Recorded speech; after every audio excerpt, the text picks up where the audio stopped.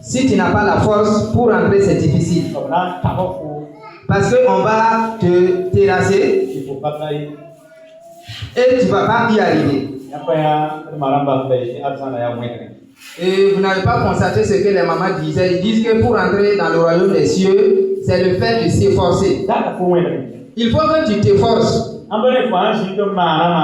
Sinon, si tu t'assois et tu t'accuses, ou bien tu accuses qu'on t'a fait du tort,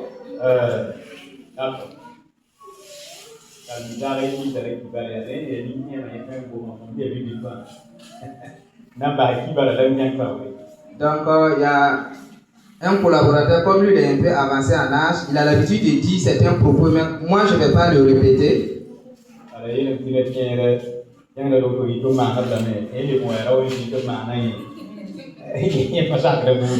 Donc il a dit, il y a certaines qui partent à l'hôpital en disant qu'on l'a fait, mais comme lui il est un homme, lui ne va pas accepter pour qu'on le fasse. Donc le royaume des cieux, c'est une question de force. Car nous avons un combat. Jésus même l'a affirmé. Les pôles même l'ont affirmé. Il y a un combat.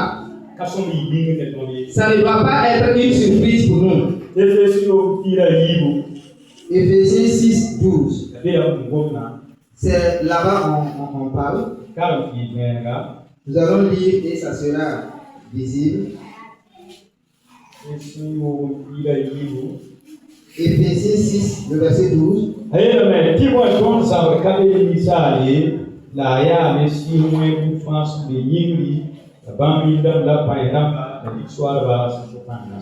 Car nous n'avons pas à lutter contre la chair et le sang, mais contre les dominations, contre les autorités, contre les princes de ce monde de ténèbres, contre les esprits méchants dans les lieux célestes.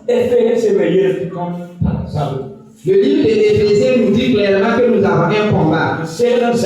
Et nous devons combattre. Mais ce n'est pas ton frère ou bien ta soeur. Ce n'est pas ton grand frère ou bien ta grande soeur. Non, ce n'est pas ça. Si c'est avec les païens, eux ils peuvent combattre de cette manière.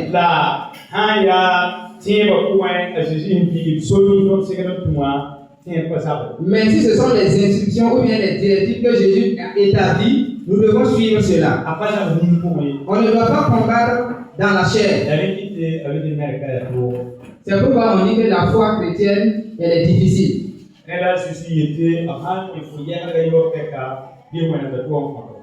C'est pourquoi Jésus a dit, si